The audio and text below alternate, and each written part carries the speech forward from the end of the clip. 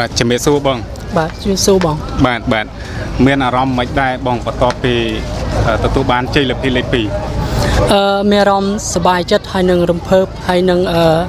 មានមោទនភាពសម្រាប់ខ្លួនឯងដែលមានការតស៊ូដល់ជាប់តំណែងលេខ2បងបាទបងយល់ថាការផ្ដល់ជូនបងសម្រាប់ជ័យលាភីលេខ2នេះសុក្រិតដែរអត់ទេមានភាពសុក្រិតខ្លាំងមែនទែនបងពីព្រោះការក្រុមការងារបុកស្រង់គាត់ធ្វើការប្រមាញ់ជាមួយនឹងកាមេរ៉ាជាច្រើនធ្វើជាសាក់សីបងបាទបងអាចបង្ហាញបានទេមិញហ្នឹងបងចាញ់ដោយសារមូលហេតុអីអានឹងបូករួមកតាទាំងការអស់កម្លាំងខាងគាត់ហើយនឹងខាងខ្ញុំធ្វើឲ្យមានការរង្គោះរង្គើបាទអញ្ចឹងរង្គើផ្នែកណាបងមិញដូចជាក្បាលបងរង្គើក្បាលបងស្រីណា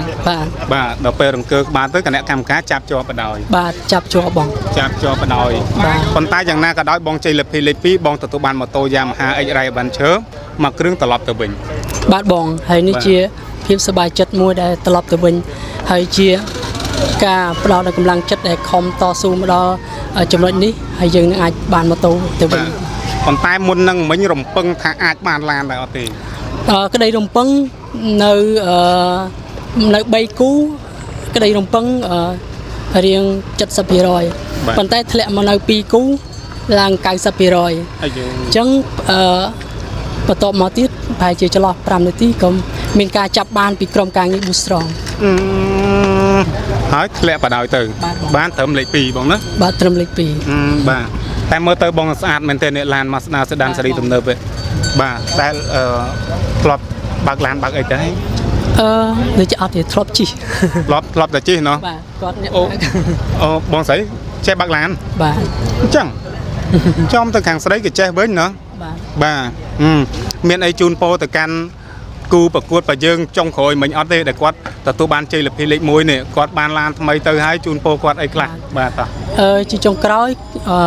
ខ្ញុំក៏សូមជូនពរដៃគូដែលខំតស៊ូជាមួយគ្នាយ៉ាងសុទ្ធស្វែងដែលទទួលបាននៅជ័យលាភីចំណាត់ថ្នាក់លេខ1ហើយក៏ទទួលស្គាល់ថាខ្លួនឯងតស៊ូនៅមានកម្រិតបាទនៅមានកម្រិតណាបាទបងប៉ុន្តែប៉ុណ្ណឹងគឺចាត់ទុកថាស៊ូបាទប៉ុន្តែប៉ុណ្ណឹងក៏ជាភាពជោគជ័យសម្រាប់ការតស៊ូសម្រាប់យើងដែរប៉ុណ្ណឹងបាទមានអីជាការផ្ដាំផ្ញើទៅកាន់បងប្អូនយើងផ្សេងទៀតក៏ដូចជាពលរដ្ឋដែលគាត់ចង់ចូលរួមប្រកួតប្រជែងនៅក្នុងព្រឹត្តិការណ៍បែបនេះដែល Boost Strong តែងតែរៀបចំជាបន្ត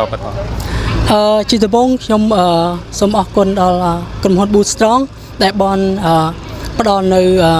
កម្មវិធីដ៏ធំហើយចែករង្វាន់តូច